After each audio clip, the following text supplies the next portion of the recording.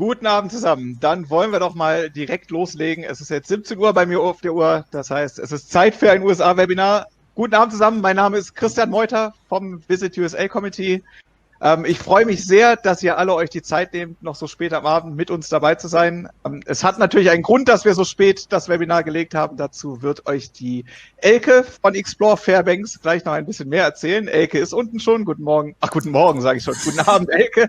Das ist der übliche Trott, wenn man die Webinare immer um 10 Uhr macht, normalerweise. Ich werde euch ein bisschen was erzählen zu unseren Webinaren, weil wir auch viele Leute dabei haben, die zum ersten Mal bei unseren Webinaren dabei sind. Das heißt, ihr könnt Fragen, die ihr während der Präsentation habt, könnt ihr jederzeit über den Chat stellen. Ich werde die dann gerne an die Präsentatoren stellen. Das ganze Webinar wird aufgezeichnet, das ist ganz wichtig. Das heißt, auch wenn ihr irgendwie mal einen Teil verpassen solltet, weil ein Anruf reinkommt oder so, könnt ihr euch immer noch alles im Nachgang anhören.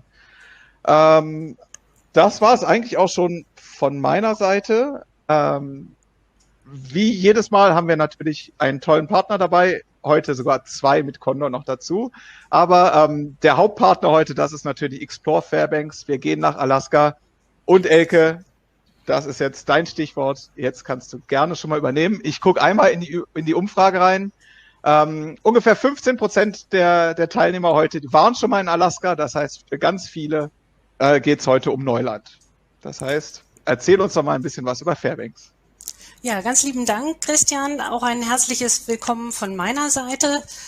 Erstmal ein ganz herzliches Dank an das Visit USA Komitee und an dich besonders, lieber Christian, dass wir hier heute Abend diese wunderbare Möglichkeit haben, mit so vielen interessierten Zuhörern zusammen sein zu dürfen. Mein Name ist Elke Brosin. Ich bin euer direkter Ansprechpartner in allen Explore Fairbanks Fragen und sitze direkt in Deutschland, also auch in derselben Zeitzone wie ihr. Meine persönliche Liebe für Alaska, die entstand schon vor 30 Jahren, als ich ursprünglich für 4 Wochen nach Alaska zu einem Praktikum kam als Student. Und 2 Jahre später habe ich diesen wunderbaren Bundesstaat im hohen Norden von den USA wieder verlassen. Aber meine Liebe ist geblieben und ich freue mich ganz besonders seit mittlerweile 12 Jahren für Explore Fairbanks hier am Markt zu sein. Und ganz besonders freue ich mich heute, dass Jutta Deubel von Condor mit von der Partie ist. Hallo liebe Jutta, ich grüße dich. Hallo Elke. Und uns verbindet eine langjährige Zusammenarbeit. Jutta ist sozusagen der gute Geist hinter all unseren Explore Fairbanks Projekten, die wir gemeinsam mit Condor aus der Taufe jeweils heben. Und dieses Jahr feiern wir 20 Jahre Direktflug und deswegen ist das natürlich ein Anlass zum Feiern und schön, dass ihr so zahlreich zu diesem Geburtstag erschienen seid.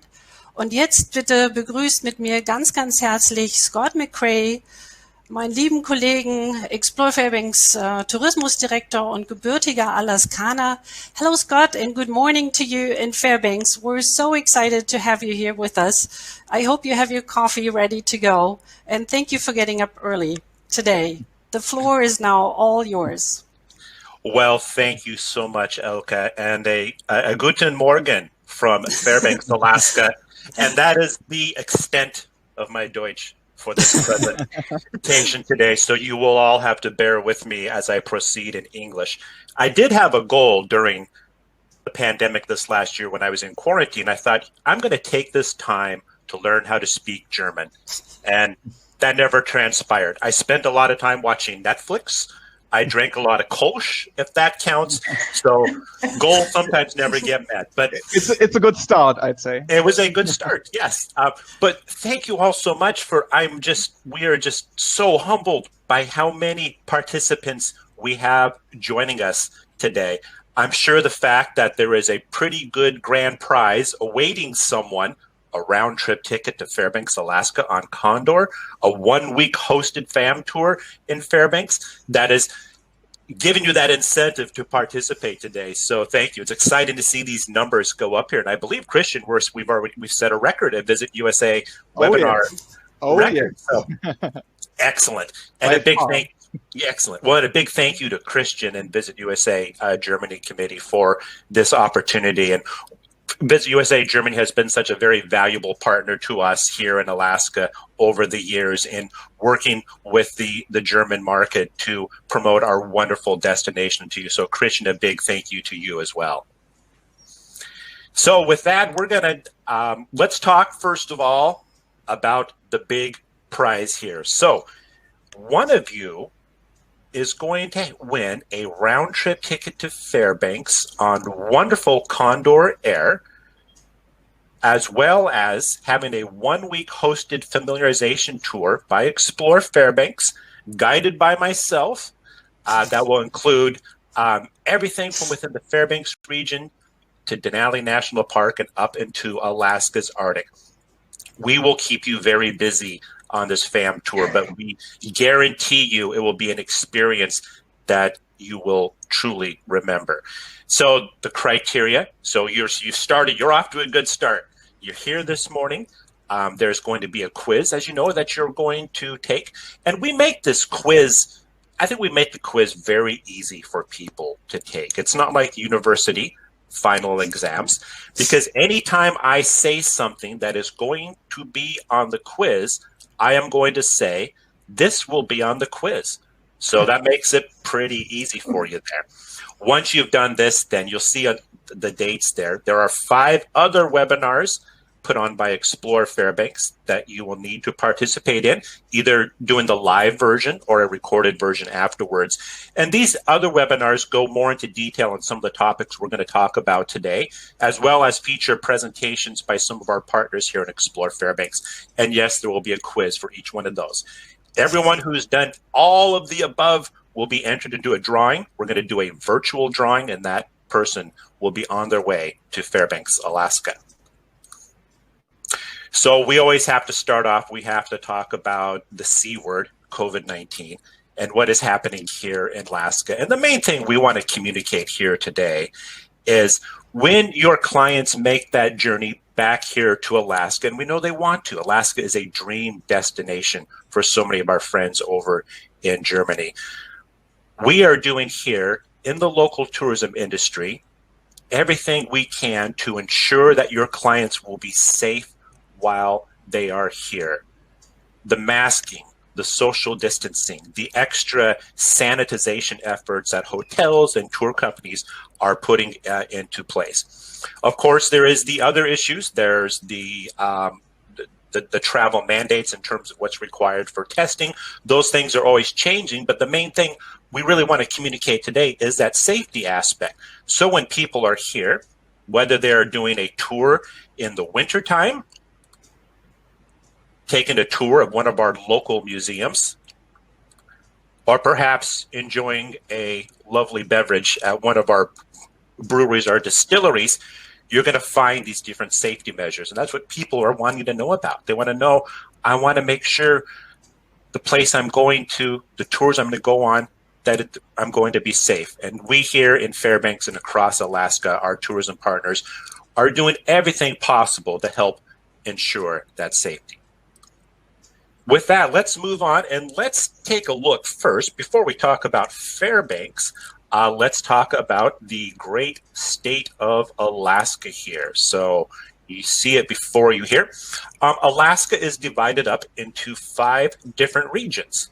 Let's start off down here. This is Southeast Alaska. This is where I'm actually originally from. I grew up down in Ketchikan, which is the southernmost community in Alaska. This portion of Alaska is very common in the summer season for cruise ship passengers who take a cruise ship through what is called the Inside Passage. From Southeast Alaska, we go over to South Central Alaska, which is home to Anchorage, the largest city in the state of Alaska. And this is where most of Alaska's road system is located as well. We then travel further west, and we go over here to Southwest Alaska, and this is where the Aleutian Islands go. This is the only part of Alaska I have not had a chance to experience. So I'm quite jealous. Elke has actually had a chance to experience the Aleutian Islands before. And I'm quite envious that she's made that trip. Beautiful region there. Yeah. It was very beautiful. I can only imagine. And then we go up here to the far north. This is Alaska's Arctic, and we'll actually be talking about the Arctic. But the most important part is here, interior Alaska, home to Fairbanks. And you see on where Fairbanks is, you see a golden heart surrounding Fairbanks. Fairbanks is known as the golden heart of Alaska for 3 reasons. And this will be on the quiz. See how easy that is? So the 3 reasons Fairbanks is known as the golden heart of Alaska. First one has to do with our location, right there in the center of the state of Alaska, serving as the heartbeat of the last frontier. Reason number 2 is Fairbanks was incorporated as a city in the early 1900s because of the discovery of gold. Most places in Alaska that became cities have that gold rush background, and that gold rush history still plays a role in Fairbanks today, both in terms of our tourism industry as well as our economy. And then the final reason Fairbanks is known as the golden heart of Alaska has to do with the warmth, the friendliness, and the hospitality of the people who live, work, and play here on a year-round basis. When people come to Alaska, it's mostly about Mother Nature. They want to see the glaciers, the majestic mountains, the northern lights dancing in the sky, the grizzly bears, the moose, and the caribou. And they take away that natural experience. But a lot of times when people come to Alaska, no matter where they come from, one of their big takeaways is the people that they've met. The locals who love to share stories of living in Alaska, who love to welcome and greet visitors from around the world. And I think that's a very special part of who we are as a destination. Excellent. Okay, so you might know that Alaska is a big state. So if we were to somehow move Alaska on top of the rest of the United States, we would stretch from coast to coast. The tip of the Aleutians, somewhere over here off the west coast of California, to the tip of Southeast Alaska down in Florida. How big are we in size? We are 1.8 square kilometers is our total area, which is close to 5 times larger than Germany. It's about 4.8, close to 5 times larger. That interesting geographic fact will most definitely be on the quiz.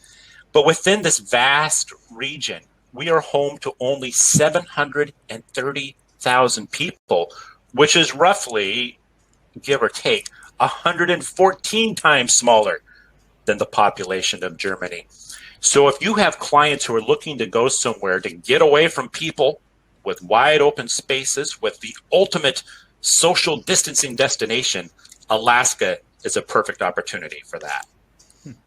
If I may just jump in there for a second, Scott, I'm sorry. Yes, Christian. I'd explain that in German because that's the issue with the quiz we had. Also uns ist tatsächlich aufgefallen, also beziehungsweise einer von euch, ihr hat uns eine E-Mail im Voraus geschickt, dass im Quiz steht, entweder Alaska ist 2-mal so groß wie Deutschland oder 6-mal im Moment als Auswahl. Wir werden das ändern, wir versprechen es euch. Also es sind tatsächlich diese 4,8 oder ungefähr 5-mal. Falls ihr jetzt das Quiz parallel offen habt, ihr seht die richtige Antwort gerade nicht. Also nicht, dass ihr euch da irgendwie verwirrt fühlt. Es wird kommen, die richtige Antwort. Also ein bisschen Geduld. Der Rest stimmt aber. All right, Scott. Thank you, Christian. I completely agree with whatever you said. So here is downtown Fairbanks. The Fairbanks area is close to about 100,000 for our population. So we are a small city, but we are a modern city. So when people come here, they will stay in nice hotels, eat in amazing restaurants. They can go shopping, no sales tax, visit museums, enjoy cultural activities, but the great outdoors, that's why people are coming. 5 minutes away from this core downtown area, people can be out on a trail away from people and enjoying Mother Nature. Fairbanks is served by the Fairbanks International Airport, which has year-round service from both Alaska Airlines and Delta Airlines connected to Seattle. But perhaps the most important route that you need to know about, the most important air carrier that you need to know about is Condor, which this summer will be celebrating 20th anniversary of the flights from Fairbanks to Frankfurt to Fairbanks, my apologies, and wonderful partners. We so appreciate what Condor does to make that important connection to the German market. And I will now turn it over to my friend and colleague, Jutta. to talk more about Condor. Thank you so much, Scott. And before I switch to German, thank you, Christian, and Visit USA. Thank you, Scott and Elke, Explore Fairbanks, to give us the opportunity, or me the opportunity, to present our product today within your presentation. As Scott already mentioned, it is really a long and fantastic relationship which we have together with Explore Fairbanks. And as you can see, 20 years celebration of this route is just a sign of the success of our cooperation. So, jetzt gehe ich ins Deutsch über. Ich habe euch hier jemand mitgebracht, meinen kleinen Alaskaner, mein Hund. Wir sind heute eure Crew und wollen euch kurz unser Condor-Programm vorstellen für den Sommer 2021. Nochmal ganz kurz, mein Name ist Jutta Deubel. Ihr habt meine Kontakte hier stehen. Wir werden im Anschluss die Kontakte mit euch nochmal teilen. Meine ganz lieben Kollegen aus den Vertriebsabteilungen in Deutschland, Schweiz und Österreich hatten mich nochmal gebeten, die E-Mail-Adressen mit reinzunehmen. Habt ihr hier, bekommt ihr dann nochmal nachgeliefert. Jetzt geht's auf die Reise nach Fairbanks. Was kann ich erstmal zur Geschichte der Condor sagen? Condor wurde 1956 gegründet. Wir feiern also dieses Jahr tatsächlich auch noch das 65-jährige Bestehen unserer Fluggesellschaft, worauf wir sehr, sehr stolz sind. Wir sind bekannt als Deutschlands beliebteste Ferienfluggesellschaft, gingen hervor ursprünglich aus der Lufthansa, sind dann im Zuge der Jahre in die Thomas-Cook-Gruppe aufgenommen wurden oder aufgekauft wurden. Und mit der Insolvenz der Thomas Cook sind wir dann leider vor 2 Jahren in das Schutzschirmverfahren mussten wir ausweichen, um uns von den Forderungen abzugrenzen. Das Tolle ist, wir konnten letztes Jahr im November das Schutzschirmverfahren wieder verlassen und stehen jetzt wieder auf eigenen Füßen, gesundet und freuen uns, mit euch zusammen jetzt wieder durchstarten zu können. Wie gesagt, das Besondere sind unsere Direktflüge nach Fairbanks, die wir seit 20 Jahren jetzt bereits immer im Sommer durchführen. Der Fairbanks-Flug wird komplementiert innerhalb Alaskas durch unsere Anbindung an Anchorage. Wir fliegen Anchorage 3-mal wöchentlich an. Das ist dienstags, donnerstags und samstags. Zudem fliegen wir in der Region Whitehorse an. Das lässt sich gut kombinieren, deswegen erwähne ich das hier nochmal. Und ganz wichtig ist dann auch für die Winterverbindungen, wo wir Fairbanks selber nicht anfliegen, noch das Drehkreuz Seattle, über welches man entsprechend mit Zu- und Abbringung mit der Alaska Airlines, unserer Partnerfluggesellschaft, auch Fairbanks im Winter erreichen kann. Aber unser Thema heute ist ja Fairbanks und wie ihr sehen könnt, fliegen wir einmal wöchentlich im Sommer am Verkehrstag 4, das ist der Donnerstag, von Frankfurt nach Fairbanks. Wir fliegen in unserer Langstreckenflotte mit einer Boeing 767-300 Extended Range und da gibt es 2 Varianten oder 2 Versionen davon. Eine Version hat eine Business Class mit 18 Business Class Plätzen, die zweite Version bietet 30 Business Class Passagieren Platz. Das ist also der einzigste Unterschied. Und jetzt kommen wir direkt zu den Flugdetails. Also ich sagte schon, der Flug geht am Donnerstag von Frankfurt nach Fairbanks. Wir starten die Saison am 17.06. diesen Jahres und wir fliegen tatsächlich bis zum 9.09. Das ist dann der letzte Rückflug aus Fairbanks. Wie ihr hier nochmal sehen könnt, der Hinflug geht über Anchorage. Und da haben wir einen ganz tollen Tipp für euch, den habe ich von der Elke gelernt. Wenn ihr Passagiere oder Gäste habt, die mit uns nach Fairbanks fliegen über Anchorage, versucht die auf die rechte Seite am Fenster zu setzen. Da können die Gäste nämlich den Berg Denali direkt von oben sehen. Also es ist ein ganz toller Anblick, kann man wirklich nur jedem empfehlen. Die Flugzeit beträgt auf dem Hinflug ca. 12 Stunden 40 Minuten und die Abflugszeit ist relativ angenehm, weil um 14.25 Uhr hat auch jeder die Möglichkeit, aus Europa Zubringer heraus nach Frankfurt in Anspruch zu nehmen oder das Rail and Fly der Deutschen Bahn zu nutzen, dass also jeder bequem diesen Flug ab Frankfurt erreichen kann. Jutta, da ist eine Frage gerade dazu gekommen. Das heißt, die Flüge gehen immer über Anchorage. Der Hinflug geht immer über Anchorage. Der Rückflug ist immer nonstop. Ne? Also wir nehmen dann Passagiere in Anchorage auf und bringen die dann entsprechend über Fairbanks auf dem Rückflug wieder mit nach Frankfurt. Das ist dieses Dreieck. Das Tolle an unserem Flugplan, wie ich finde, da wird Scott später noch drauf eingehen mit Elke, ist, dass wir sowohl die Jahreszeit der hellen Nächte, der weißen Nächte abdecken, den Juni hauptsächlich, als auch dann schon die ersten Septembertage. Und ich war vor 2 Jahren mit Elke, mit Scott vor Ort in Fairbanks und konnte dort tatsächlich schon fast täglich oder nachts dann entsprechend jeden Tag die Nordlichter betrachten. Also das war ein unvergessliches Erlebnis. Aber das wollte ich euch nochmal mit darstellen. Also die Gäste haben tatsächlich die Möglichkeit, entweder die weißen Nächte, die Mitternachtssonne mitzuerleben oder wenn sie später reisen mit uns, dann auch noch die Nordlichtsaison mitzunehmen. Bei diesem Thema möchte ich auch gerade nochmal darauf hinweisen, dass aktuell ist es ja immer so ein bisschen schwierig, gerade für Veranstalter oder auch Reisebüro-Mitarbeiter, überhaupt Kunden längerfristig zu beraten. Die Kunden sind halt sehr unsicher in Anbetracht der aktuellen Situation. Wir bieten tatsächlich einen sogenannten Flex-Tarif an. Der Flex-Tarif hat einen Aufpreis von im One-Way 80 €, bietet aber 3-mal kostenlose Umbuchungen und im Worst Case seitens der Kunden zahlen die Kunden nur 100 €.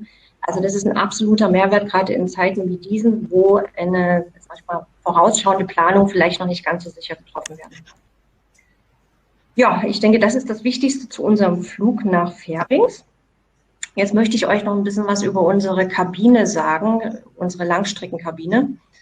Wir bieten 3 Produkte an. Zum einen das Economy Class Produkt, dann die Premium Class und last but not least unsere schöne Business Class.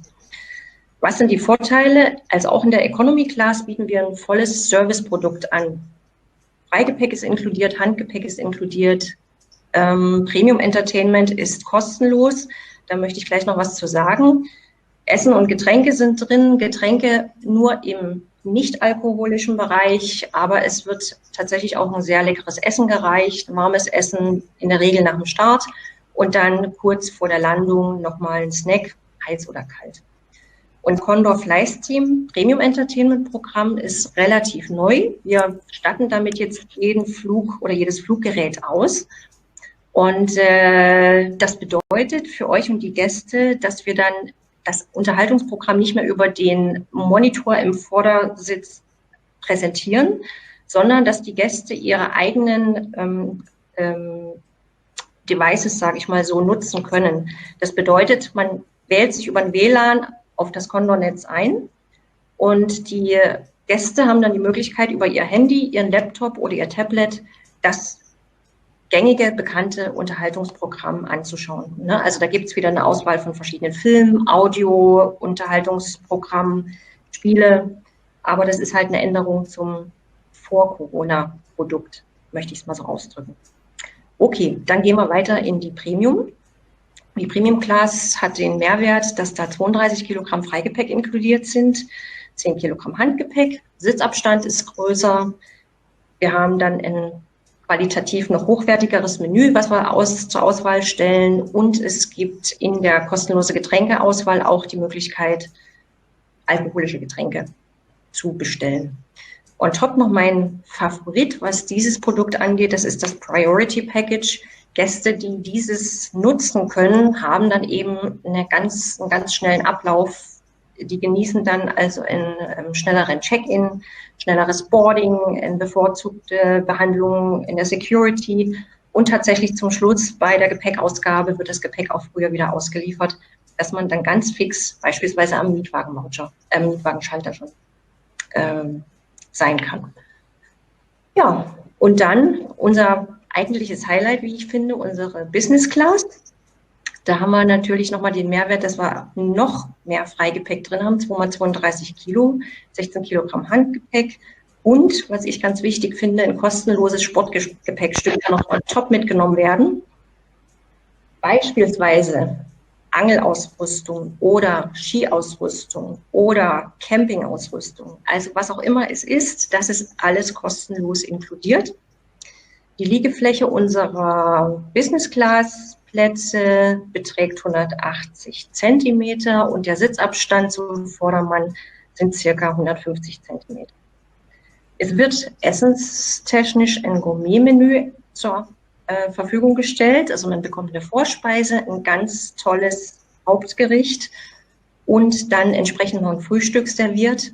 Und die Getränkeauswahl reicht bis hin zum Champagner. Also da kann man sich richtig gut gehen lassen, kommt entspannt an, kann ich wirklich nur empfehlen. Und im Vergleich zu anderen Fluggesellschaften sage ich immer, unsere Preise bieten ein Top-Preis-Leistungs-Verhältnis. Checkt das und das ist wirklich ein absolutes Highlight in unserem Produkt. Loungezugang hatte ich vergessen, ist auch in Frankfurt hier entsprechend noch mit inkludiert für Business-Class-Gäste. Ja, jetzt nochmal ganz wichtig, Scott sprach es vorher schon an, die Schutzmaßnahmen. Wir wollen natürlich auch, dass unsere Gäste sicher fliegen, sicher im Zielgebiet ankommen und dann ihren Urlaub genießen können. Was macht Condor aktuell, um dem Ganzen gerecht zu werden? Also es werden erstmal die Passagierkontaktdetails abgefragt vor Einreise. Das ist eine Anforderung der Europäischen Sicherheitsbehörde, der EASA. Zum Zweiten stellen wir alle Einreisebestimmungen unserer Zielgebiete auf condor.com zur Verfügung. Da können die Gäste vorab nochmal schauen, was sind die aktuellen Bestimmungen. Wir verweisen die Gäste nach Möglichkeit auf ein Online-Check-in, weil dort einfach kontaktlos eingecheckt werden kann und einfach eben wirklich auch die Kontakte nicht weiter hervorgerufen werden. Während der Reise ist es ganz wichtig, der Mund-Nasenschutz muss auf dem ganzen Flug getragen werden. Hier kann ich aus Erfahrung sagen, ich hatte es gestern schon im Webinar erwähnt, war im November mit Condor auf dem ersten Langstreckenflug nach Kuba. 10 Stunden, also der erste Langstreckenflug nach Corona-Ausbruch. Und ich kann euch nur sagen, wir hatten auch 10 Stunden die Maske auf, aber es war gar nicht so schlimm, wie ich es erwartet hatte. Also im Grunde genommen gewöhnt man sich so nach ein paar Minuten dran, der Griff sitzt und zum Essen und Trinken kann man die Maske dann entsprechend abnehmen. Also eigentlich war das überhaupt keine Mehrbelastung. Und ich muss sagen, die alle 3 Minuten der Luftaustausch an Bord durch die Filter macht es halt noch entsprechend angenehmer. Also man hat ja ständig eine Klimatisierung um sich rum. Ne? Ja, wir versuchen natürlich des Weiteren dann beim Boarding und Deboarding in Kleingruppen abzufertigen, damit auch da wenig Kontakte bestehen. Wenn die Maschinen oder die Flüge nicht ganz gefüllt sind, versuchen wir Sitzplätze mit Abstand zuzuweisen, also dass vielleicht der Mittelplatz frei bleibt. Und manchmal ist es auch so, dass der Bordservice ein ganz klein wenig eingeschränkt ist, dass eben ein bisschen mehr verpackte Gerichte gereicht werden. Also man versucht sich da tatsächlich der Entwicklung anzupassen. Wie gesagt, wir geben alles dafür für die Sicherheit unserer Gäste und wenn ihr dazu noch Fragen habt, könnt ihr uns auch jederzeit gerne kontaktieren. Das bringt mich jetzt noch zum letzten und wichtigsten Punkt, wie ich finde, in der Zusammenarbeit mit euch. Was bietet Condor für unsere Expedienten? Wir sind natürlich ganz dankbar, wenn ihr mit uns zusammenarbeitet. Wir wollen euch die größtmögliche Unterstützung zur Verfügung stellen und haben für euch attraktive Provisionen, auch Verkäufe von Sitzplatzreservierungen und Mahlzeiten beispielsweise automatisiert eingestellt. Unser Condor Extranet und unsere Facebook-Gruppe, die ist neu. Condor, wir lieben Expis heißt die. Sind unsere Informationstools. In dem Extranet könnt ihr Unmengen von Informationen über das Condor-Produkt abrufen. Meldet euch an und bleibt auch mit uns über unsere Facebook-Gruppe in Kontakt. 3 wöchentliche Posts Minimum und zum Freitag jede Woche haben wir so eine Art Lernkategorie, wo wir immer Hinweise zum Produkt oder zum Buchen für Condor-Flüge geben. Tja, und last but not least, ein ganz großes Highlight, unser, Achtung, Quiz, Partnerfliegenprogramm. Das ist unser Agenturförderungsprogramm, so will ich es mal nennen, welches dieses Jahr tatsächlich allen unseren Partnern zur Verfügung steht. Wir haben uns gedacht, letztes Jahr war es so schwierig, überhaupt Buchungen zu generieren aufgrund der Pandemielage, dass es kaum eine Chance gab für unsere Partner, den Mindestumsatz von 10.000 Euro zu erreichen. Deswegen haben wir euch alle eingestuft in die Basis-Partnerfliegengruppe. Und ihr habt mindestens über diese Partnerfliegengruppe Basis Zugang zu 20 reduzierten Expediententarifen. Die Reduktion beläuft sich auf sage und schreibe 50%. Was soll ich sagen? Kommt mit uns mit, bucht Condor, reist mit uns nach Fairbanks, Alaska und erlebt, wie toll es vor Ort ist. Da komme ich auch schon zu meiner letzten Folie. Ich wollte euch noch mal ein paar Reiseimpressionen von meinem Trip nach Alaska vor 2 Jahren mitnehmen. Ihr seht, wir waren beim Weihnachtsmann, wir waren in einer Eisbar, wir waren über den Polarkreis drüber raus mit einem kleinen Flugzeug. Also ich habe mich in dem Moment sowas in Alaska verliebt.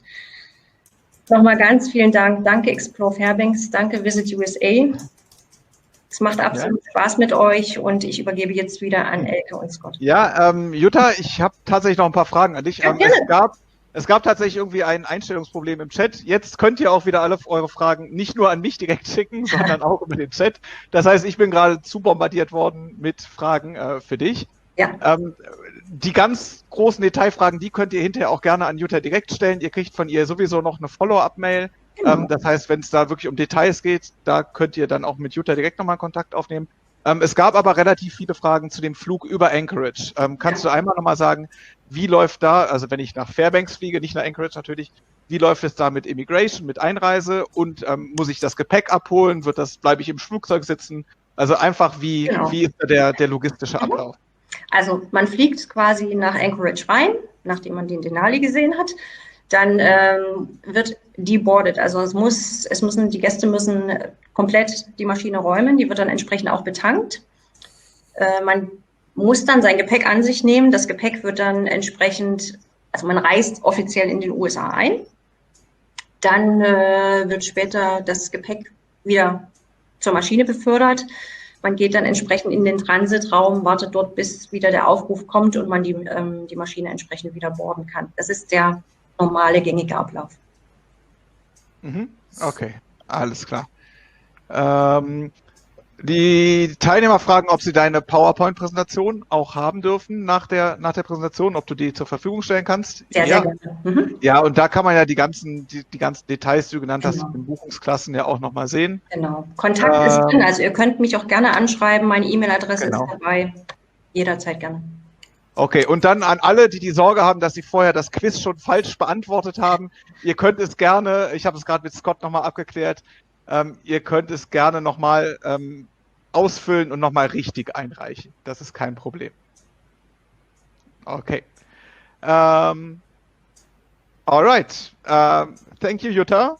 And I think we can go over and visit Fairbanks together with Scott. Wonderful. Christian, I believe we have a poll here we can oh, yes, we do. Put up as well. Yeah. Yep. It's online now. See how many of you have had that opportunity to fly on Condor Air. So most of them, I would say. So we got like 90%, something like this, who have already used Condor before. You're popular, Jutta. Thank you. Thank you very much. Excellent. Well, thank you. Thank you so much, Jutta. So let's go forth and explore Fairbanks together. Yeah, here's a question for you, Scott. I mean, yes, we have 4 seasons in our part of the world, and I see you have 3 seasons. Do you want to explain why you only have 3 seasons to us? Elke, I'd be more than happy to. It's an excellent question.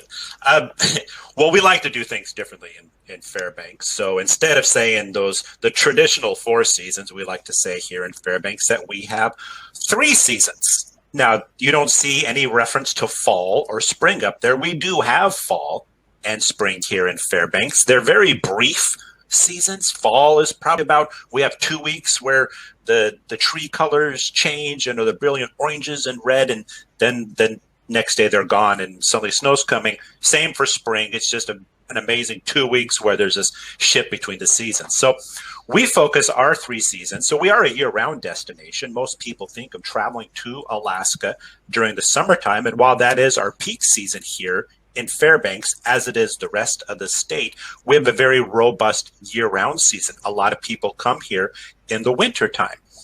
So we have our 3 seasons, and we're going to talk about each one of these. The midnight sun season, our summer season, April 22nd through August 20th. Our aurora or northern lights season, that's August 21st to April 21st. And our winter season, mid-October to March. We will start off. Actually, I took out a slide here. Okay. Well, so we're going to talk about the midnight sun season for starters. And the reason we call it the midnight sun season is because we have 70 days, consecutive days, where there is no darkness. It is constant daylight. This will be something you will find on the quiz. That's an amazing experience to go somewhere where you could be up at midnight. You could be taking a walk on a trail, be out playing a round of golf, and the sun is still high in the sky above you. So we have constant daylight during the summer, and we have some of the warmest temperatures that you will find in Alaska here in Fairbanks and interior Alaska. Our climate is very much like a desert. We have very dry, hot summers. Average temperature in the summertime is around 21 degrees Celsius, and it's not uncommon during the month of July to see temperatures that can get up as high as 30 degrees Celsius. So pretty unique to experience. We like to say here in Fairbanks, because of that constant daylight, you can't tell your child when they go out to play during the day to be home before dark, because you might not see them for 2 months. So which may or may not may be okay depending on how much you like your child. So during the summer season, what a very popular way for people to explore Fairbanks and the rest of the state, especially from the German market, is to fly in on Condor, of course, and then rent a motorhome or a car from either Fairbanks or Anchorage and explore the state that way. As you saw on the map, we don't have a lot of roads in Alaska, but the road system we do have covers a pretty amazing part of the state. Other activities that people are enjoying when they come here during our midnight sun season range from taking a trip on the Chena River through Fairbanks on a historical sternwheeler to learn about the history of the area, the native culture, the gold rush history, and more. Other people want to explore our river system. The Chena River, as you can see, is a very calm river. There's no rapids to worry about. Even if you're going downstream, you sometimes have to paddle to keep going. So a lot of people want to come here and they'll rent a canoe, rent a kayak, a paddleboard, and get out and be on the wide open river in that manner. I mentioned our gold rush history. There are opportunities here in Fairbanks to come in the summertime and do a gold panning tour, where you can go out and learn how to pan for gold, just like those gold miners of yesteryear. In fact, this is one of our summer European familiarization tours that we hosted. And that's Elke right there on the left side there.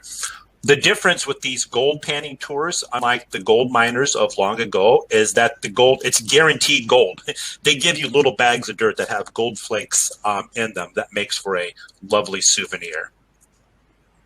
Downtown Fairbanks is very pedestrian friendly. It's along the banks of the Chena River there. So within our small downtown area, there are lots of different cafes, restaurants, pubs, museums, and shops to explore. Oftentimes in the summer, this is our Golden Heart Plaza. You'll see concerts, farmers markets, and other activities that are hosted there during those summer months. And of course, be out at midnight, 1 a.m. and walking around. The sun is still high in the sky. A lot of people travel to Alaska. We mentioned Mother Nature, but people come here too.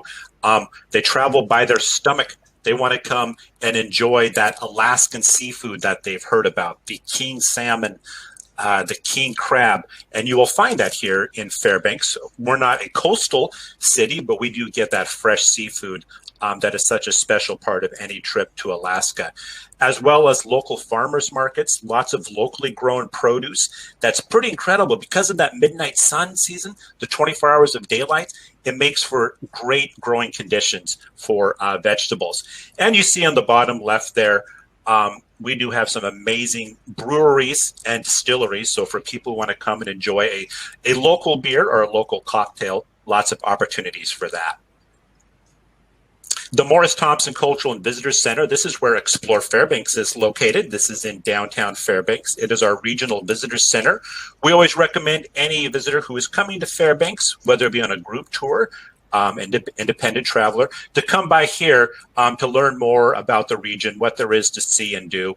The Morris Thompson Center also has exhibits as a museum inside. It's a free admission to learn more about what it's like to live in Fairbanks year-round, and is home to the Alaska Public Lands Information Center. So for those clients who are coming to Alaska to go to the national parks, to get outdoors on the trails, the Alaska Public Lands Information Center has park rangers, maps, and are just a wealth of information to help people understand that aspect of traveling. The center is also home to a Native cultural program, and this is a very important part of who we are as a destination in Alaska, is the opportunity for people to come here and explore and learn about the rich Native culture. I'm well aware of the fact that my ancestors were not the first people to come to Alaska. There were people who called Alaska home hundreds upon hundreds of years ago.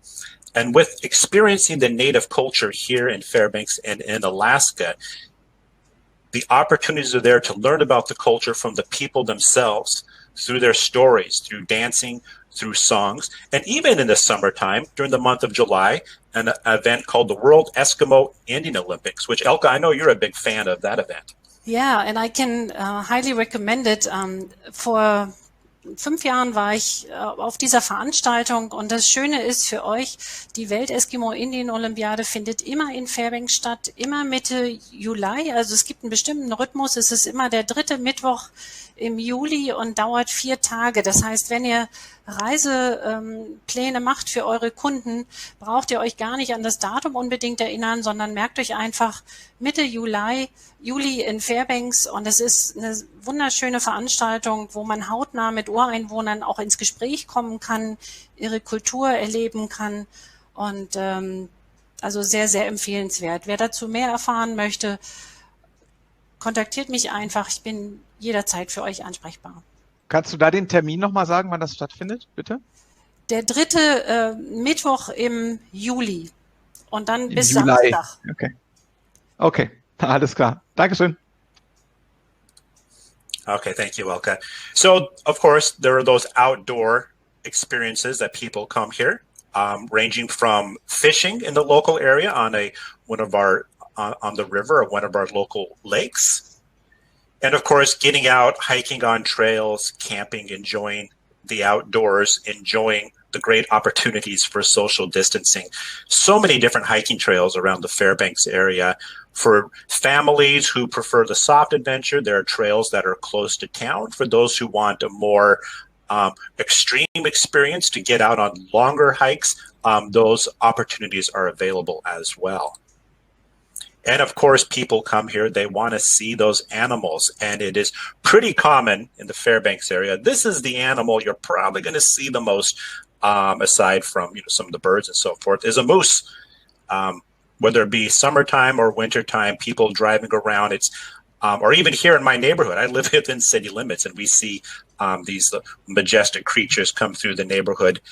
In the summertime, they're kind of a nuisance because they look at people's gardens, and it's a salad bar for them. So.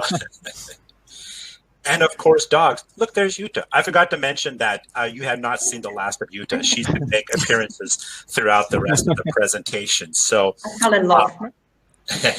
So people think so dog mushing is a popular sport here in Alaska. In fact, it's the official state sport. You don't have to come here in the wintertime to experience it. During the summertime, people can come and do a tour of a local dog kennel, get a chance to give one of these animals a big hug like Jutta's doing, and learn about the sport of dog mushing. Outside of Fairbanks is the city of North Pole, where it is Christmas year-round. Here in North Pole is the famous Santa Claus house, where you will find, even in the summer months, it's his vacation time, but he makes an appearance. Santa Claus and Mrs. Claus will there. And a visit to Santa Claus would not be complete without seeing one of his reindeer. And you can get a selfie with a reindeer at the Santa Claus house. The fact that you can get a selfie with a reindeer is something I would most likely put on the quiz. And of course, museums. We have amazing museums here in Fairbanks, ranging from an antique auto museum, one of the most impressive auto museums you will find, to the University of Alaska Museum of the North. You see in the bottom right there, we even have a museum located out at our Chena Hot Springs Resort that is made out of ice. So as I said, lots of opportunities to explore the arts and the culture of the region as well. Okay, we will move on now to the Aurora season. I'm checking out our time here. Might have to move a little quicker than I have been.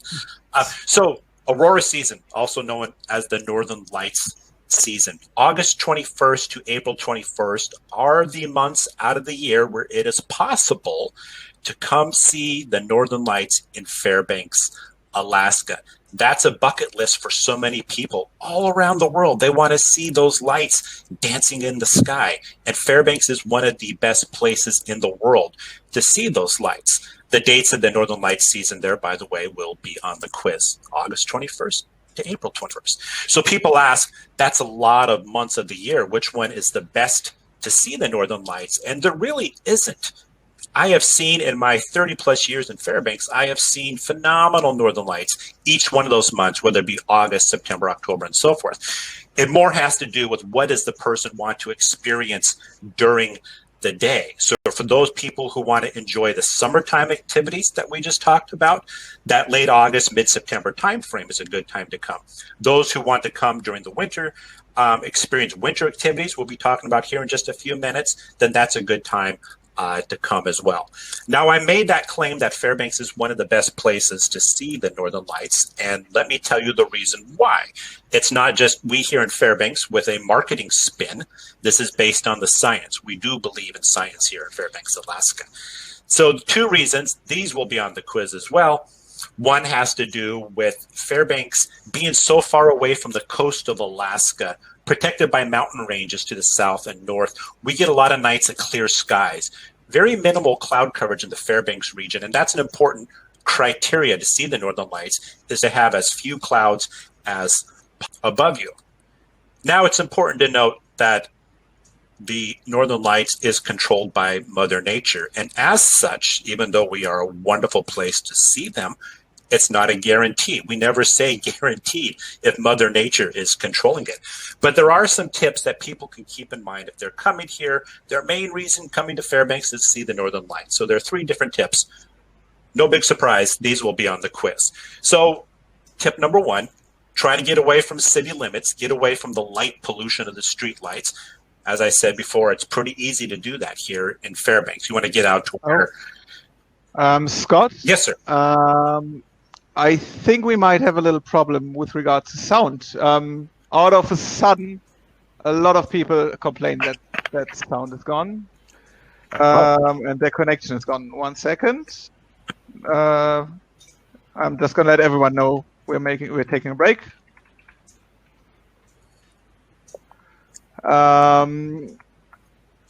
You're able to hear me? Okay, so falls ihr uns noch hören könnt, versucht bitte einfach einmal auf Wiederverbinden zu gehen, dann müsste es wieder da sein. Also bei mir war der Ton die ganze Zeit da. Also ich höre auch alles.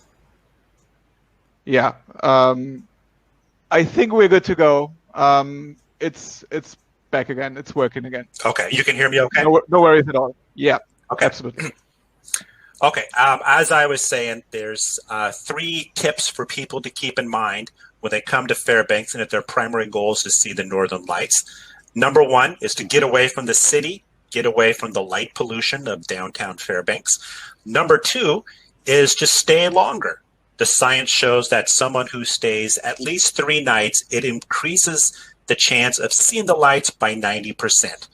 And tip number 3, perhaps one of the most important ones, is people have to stay up late because the best time to see the lights is between midnight to 3 a.m. So people have to make that effort, go on a tour, get away from their hotel, get away from the comfort of their bed, because if they go to their hotel room, go to the bed, and go to sleep, it's guaranteed they won't see the lights. So there are so many different ways, though, to see the Northern Lights when people come to Fairbanks. Someone could be here in Fairbanks for probably 2 weeks and go on a different Northern Lights tour each night. One of the most popular ones, as is depicted in the picture here, is to go to a Northern Lights lodge, where you leave your hotel, you can use your own vehicle or go with a vehicle shuttle provided by the lodge. And you go out there away from the city limits. You're in a nice, comfortable building where there's different activities from games you can play. The tour guide is there to talk about the Northern Lights, help with cameras. And you're kind of waiting inside there for that moment when someone says, they're out, they're out. Everyone rushes outside all excited to see something like that right above their head. There are tours where people will be picked up at their hotel and go out to actively search for the lights. We call it aurora hunting. There's no actual hunting of any animal involved in this. You're hunting for the lights. So you're going to different locations around Fairbanks to try to look for the Northern Lights. There's a hot springs resort to go and stay at to watch the Northern Lights. You can go across the Arctic Circle to see the Northern Lights. And during the winter months, there are different packages where someone could go dog mushing to try to see the Northern Lights, ice fishing to see the Northern Lights. Again, I think that's what makes us a very special Northern Lights destination, is having so many different options and ways to see them. And of course, people want to take a picture of the Northern Lights, or perhaps have their picture taken under the Northern Light. This is, once again, this was one of our European fams out of one of our Aurora lodges, where what they'll do is they'll take a portrait of you and your group, your friends, your family, whoever's with you under the lights. I like to use this picture because when you see Northern Lights pictures for most destinations, they're always just, covering the whole sky and they're different colors. They're not always like that. Sometimes it's like this. You just see the thin kind of green band there, in the background. So, it's always important. Manage the expectations of your clients. Let them know that what they see in the brochure isn't always the type of lights they will see.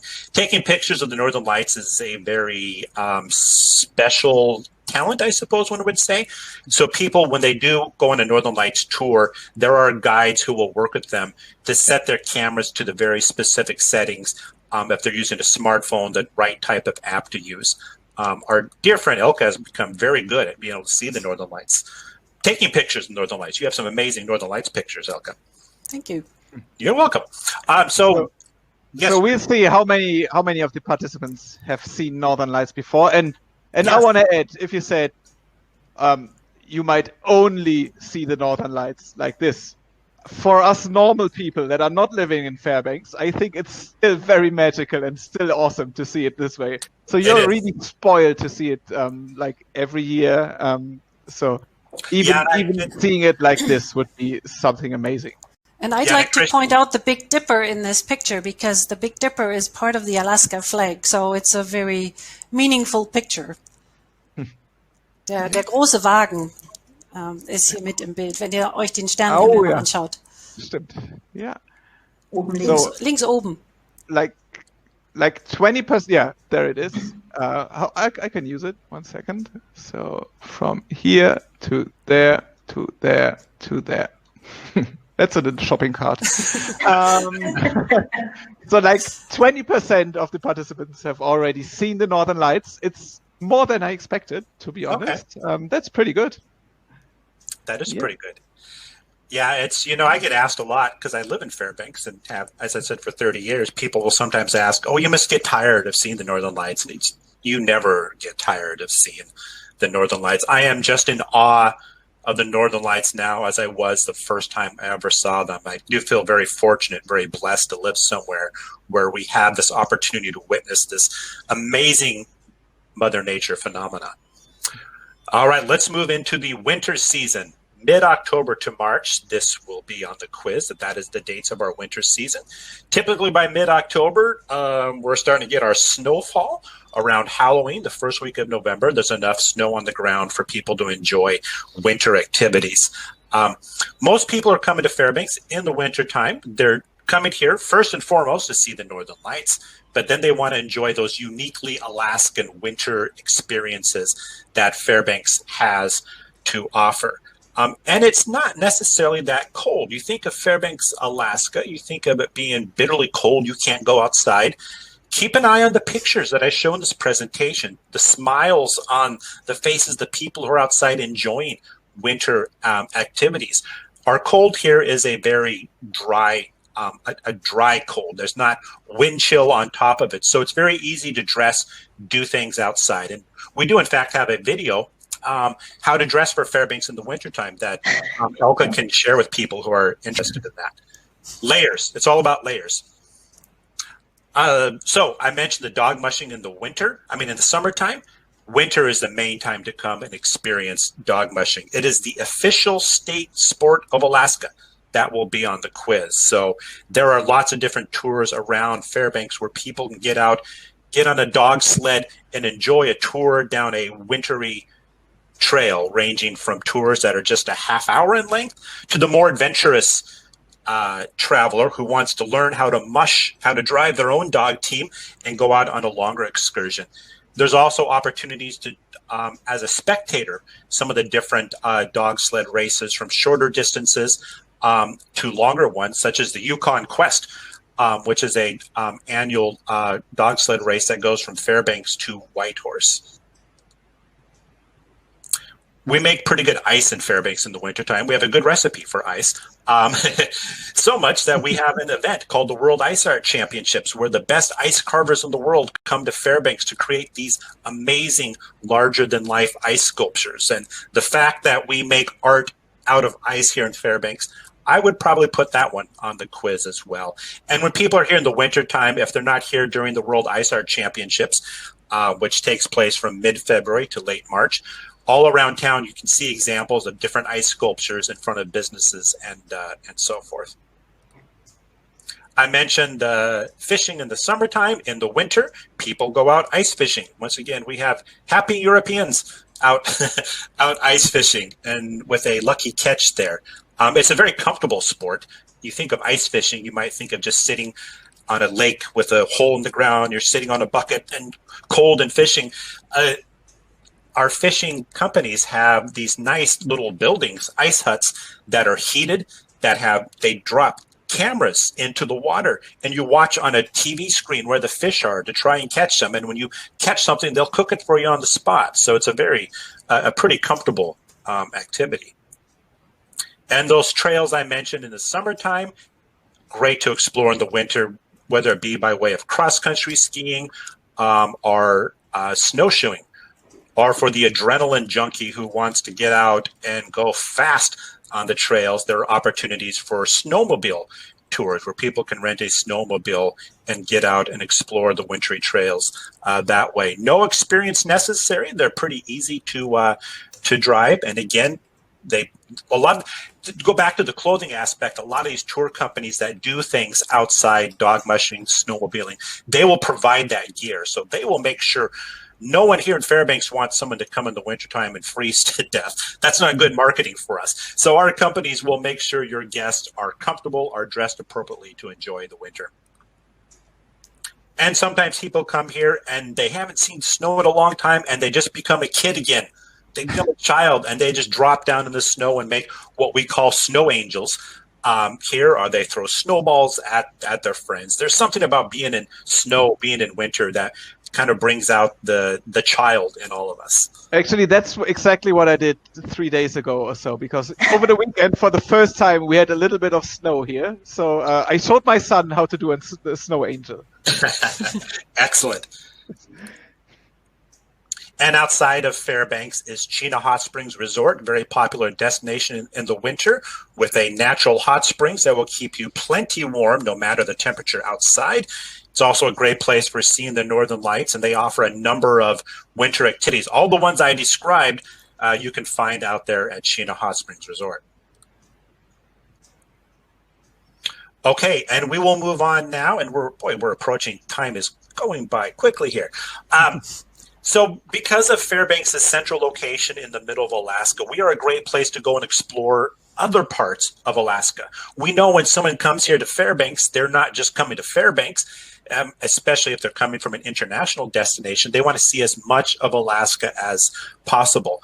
One of the most popular places people will go to is Denali National Park, which is located 2 hours south of Fairbanks driving, or 4 hours by the Alaska Railroad.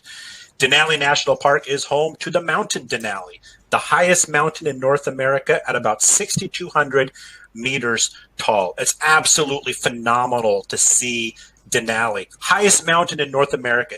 It's amazing to see it when it's out, whether it be in the summer or in the winter. Summer is the primary time of year people are coming to Denali and enjoying a pretty wide range of activities. One of the most popular ones is take a bus tour into the park. You can't drive into the park in your own vehicle. You're limited. You only go in about 13 miles. So to get in deep inside the park, to see those animals that people come to Alaska to see, you have to go with a bus tour, whether it be a shuttle tour provided by the Park Service, or a private tour company that offers two different types of tours in the summertime. Other activities people can do in Denali during the summer months, this once again will be on the quiz, range from whitewater rafting. The rivers in Denali are a little rougher than the Chena River here in Fairbanks, doing a flight seeing tour to land on a glacier, zip lining, jeep tours, and more. Denali also has some amazing hotel properties, beautiful lodges, as well as hostels and cabins and others for those who are looking for a little more of an intimate experience, as well as some great restaurants in Denali as well. Scott, I think we got a great question for the slide before. The question is it worth going to the end of the road? So is it all about the view, or is it when you're getting closer, is it great as well, or is it just about seeing the mountain? Well, you know, the challenge with seeing Denali is, as big of a mountain as it is, the mountain can be quite elusive. So because it's so big, it creates its own weather system. So it can be, you can be outside the park, it'd be clear, but around Denali itself, it can be cloud coverage. I do recommend making, the further you go into the park, it's always going to be beneficial, because the further you go in, the more time you spend going into the park, the more likely you are to see the wildlife that live in the area. And seeing Denali all the way in, it's at Wonder Lake, it's at the end of the park road, it's just absolutely spectacular. But there are opportunities to see Denali on the trip from between Fairbanks and Anchorage. There's opportunities even here in Fairbanks when the conditions are right. You can see the mountain from up at the university campus, again, if the conditions are just right. All right, thanks. Yep. So I mentioned the different tours and activities, and then the Alaska Railroad. This is the train system that runs all the way from Seward, Alaska, all the way up to Fairbanks. Wonderful way to see the state. The Alaska Railroad is just a beautiful train service. It goes over beautiful territory. You have these these open cars here where people can go out on the platform. It's not moving that fast. It's not a bullet train.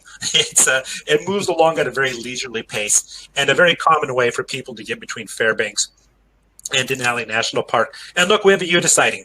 Yeah. Again. It looks like you has been on the Alaska Railroad, and Elke, das war wir hatten hier einen Geburtstag zu feiern, und falls ihr vielleicht auch mal was habt, sagt einfach den netten Kollegen der Alaska Railroad Bescheid, und die haben das für uns ja auch möglich gemacht mit Kaviar, den ich geschenkt bekommen hatte, und Sekt, den Geburtstag zu feiern.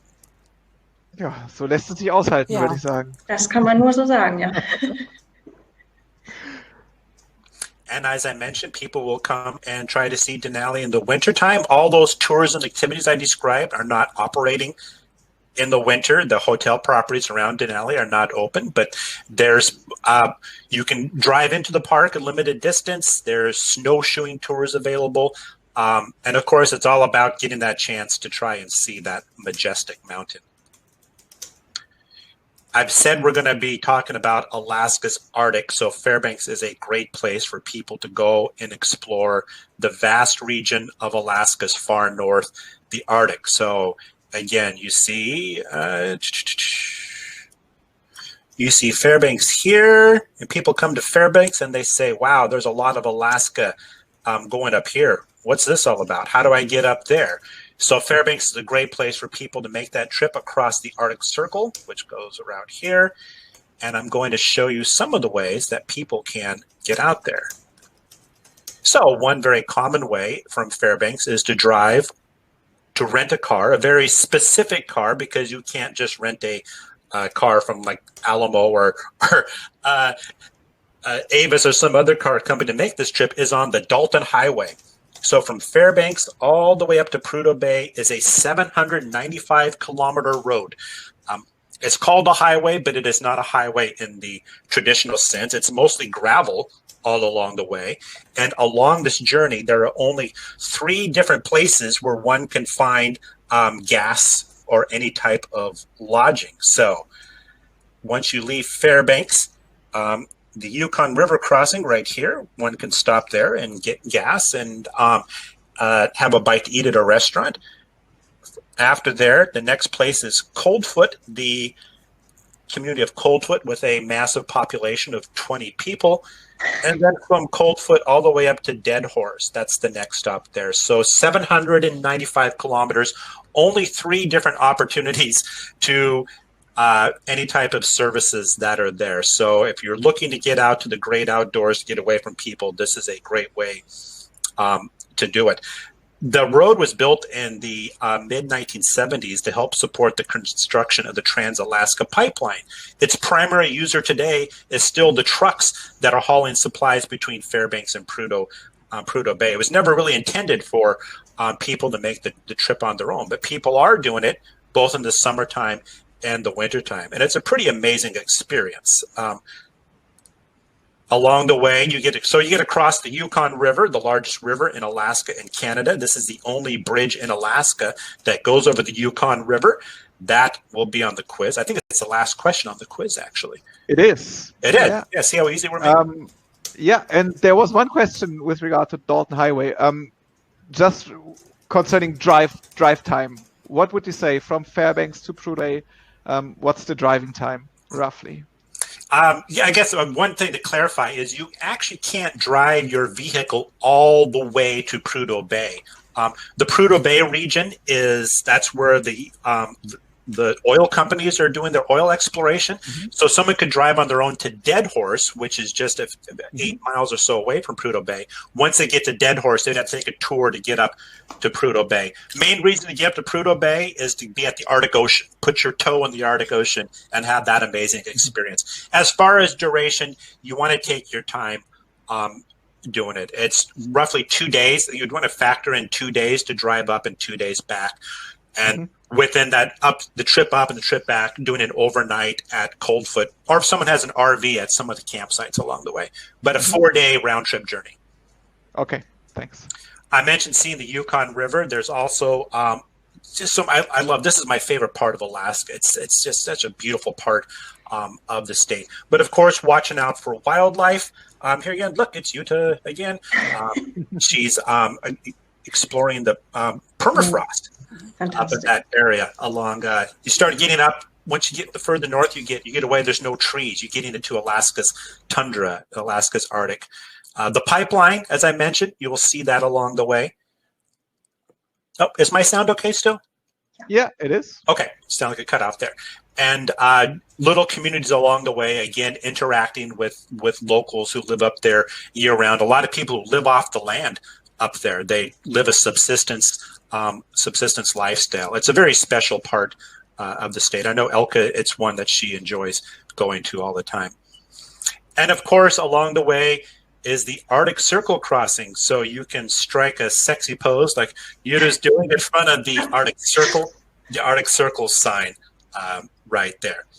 Now, I mentioned that people do rent vehicles. There are 3 different companies in Fairbanks that rent vehicles that can make that trip, but a lot of people want to make the trip on their own. So there are ground tours out of Fairbanks. We have a number of companies that will make that trip up, so someone can let someone else do the driving and navigate the oftentimes treacherous road. Those tours range from one-day trips to multi-day trips, similar to what I just described to Christian. Or people will do flight scene trips, like Jutta did. Hello again, Jutta. So people will do a flight scene tour out of Fairbanks and experience the Arctic by the air. There's also a company that does a combination of those tours. Take a trip up on the road and then a trip back by air, or vice versa. I always recommend that one because it lets you experience the Arctic from two different perspectives. On the road system, up close and personal, and then getting the bird's eye view on a small airplane. And it is accessible in the wintertime. Here's the Arctic Circle crossing in the winter. Excuse me. That's my favorite time of year to go up. I like getting up there in the wintertime. Pretty, just absolutely majestic. Polar bears. Everyone wants to see a polar bear. And you can see that up in Alaska's Arctic. So during the month of September, there is a tour company that does a air trip out of Fairbanks that goes up. You see on that little map there, that red dot, that's the Inupiaq Eskimo village of Kaktovik. So during the month of September, and it is during this month of September, people do a trip. They fly out of Fairbanks, go to Kaktovik, get on a small boat that kind of goes along the coastline and get a chance to take pictures of the spectacular polar bear. I have not had an opportunity to do that yet. I would love to be able to do that sometime. And as good as Fairbanks is for seeing the Northern Lights, it is even better the further north you go, because once you get across the Arctic Circle, you're directly under that auroral oval that I described before, where you just tilt your head up and there's the lights. And they even have more nights of clear skies there. So it's a lot of people do this trip in the wintertime. They overnight in Coldfoot. They go up to the community of Wiseman, which has half the population of Coldfoot. Wiseman has 10 people who live there, and go to this cabin here to do a Northern Lights tour. It's just a pretty special experience that I've done quite a few times with Elke. Yeah, I think Elke, I think this is one of your pictures. Yeah, that's possible. But what I want to explain to you, wenn ihr nach Whitehorse kommt, nicht nach Whitehorse, nach Wiseman kommt, dann sind die Nordlichtbeobachtungen, könnt ihr euch vorstellen, als wenn man unter einer Nordlichtdusche steht, weil das Nordlicht direkt von oben über einem herunterfällt oder zu fallen scheint. Und während man in Fairbanks die Nordlichter eher aus einem Winkel sieht, das heißt auch die Erfahrung mit dem Nordlicht über dem Polarkreis ist eine ganz andere, nicht nur wegen der ganz wenigen Lichtverschmutzung dort oben, sondern auch aufgrund des Winkels zum Nordlicht selber. Denn Coldfoot und Wiseman liegen direkt unter diesem Aurora Oval. Yeah, Scott, I just explained my shower experience of the Northern Light in Wiseman, so which I'm a total fan of. Scott and Elke, sorry, what are the temperatures about during winter season if you do such an experience? Oh, it was bitterly cold when we were there last February, minus 50 degrees. I still feel it.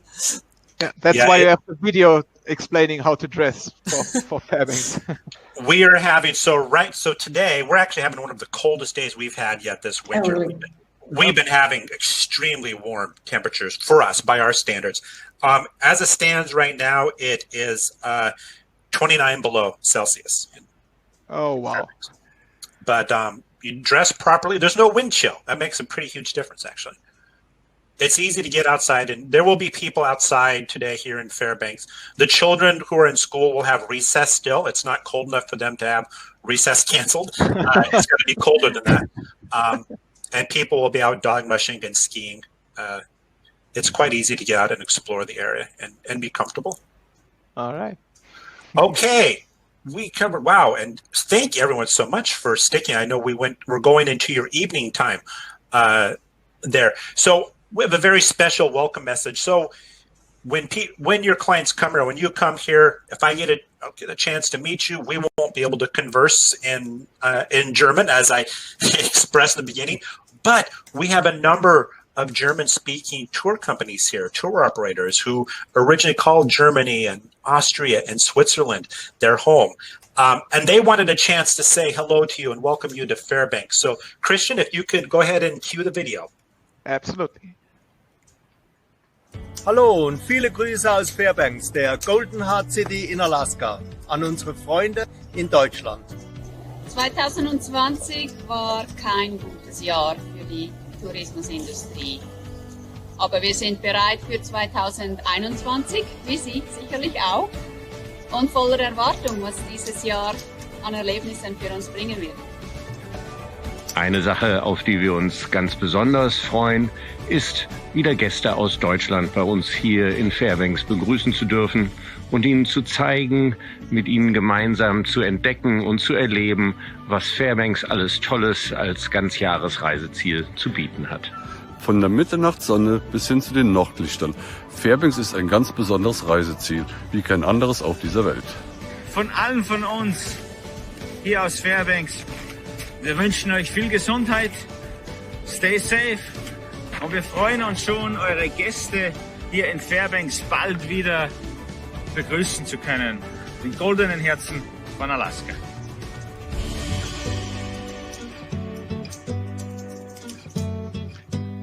Wow. This is such a nice video. God. Yeah, we have some wonderful tour partners here in the Fairbanks area. So we have a number of resources available to help you. Probably the most important resource you have available to you who is there in Germany is Elke, who's been our German representative for almost over 10 years now. So she is your main point of contact. You'll be hearing from her.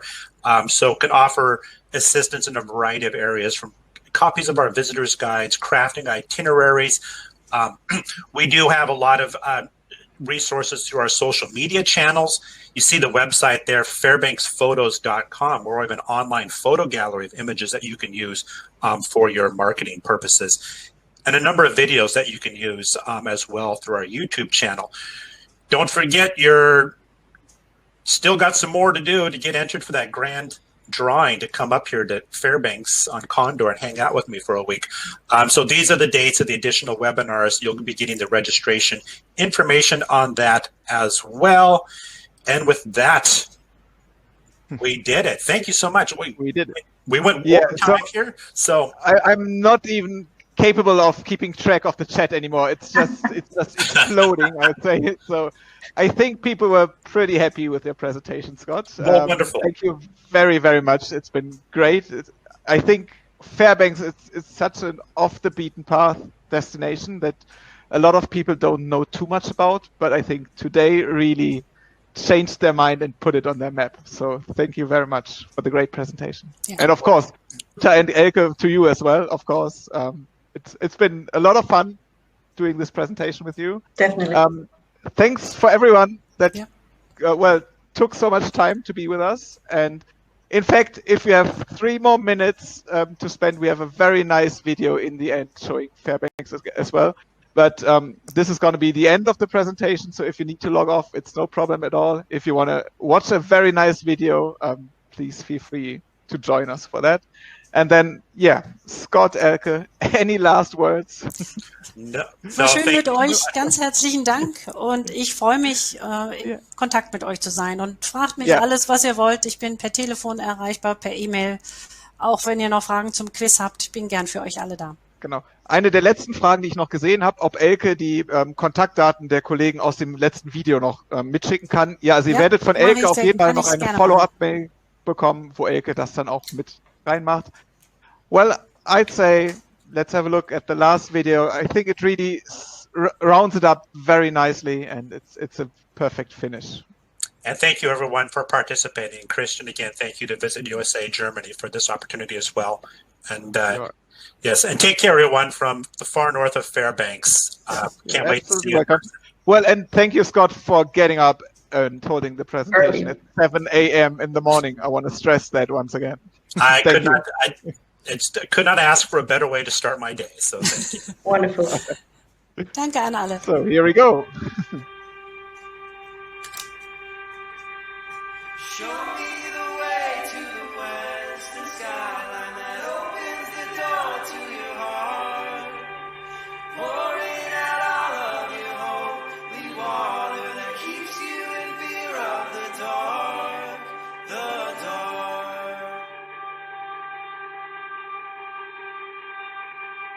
keeps you in fear of the dark.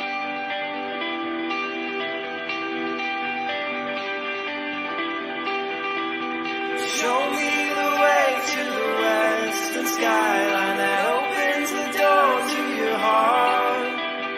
Pouring out all of your holy water that keeps you in fear of the dark. The dark. That keeps you in fear of the dark.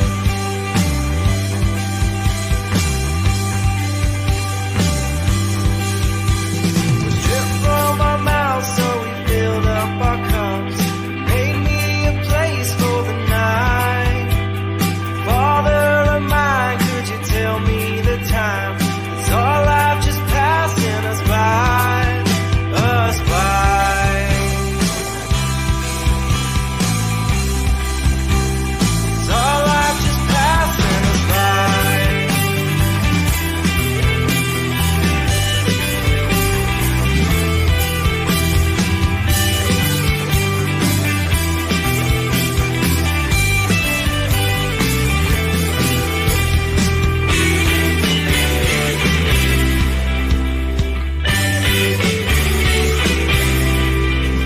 My eyelids, they don't fail to stutter. Open and close like a shutter. Collecting every color. But I see you in just two.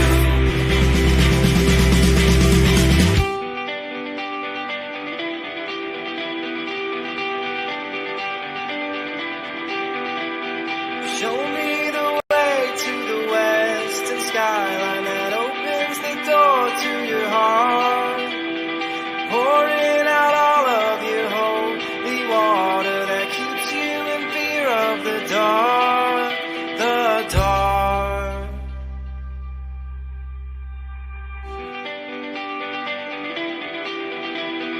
Show me the way to the western skyline that opens the door to your heart.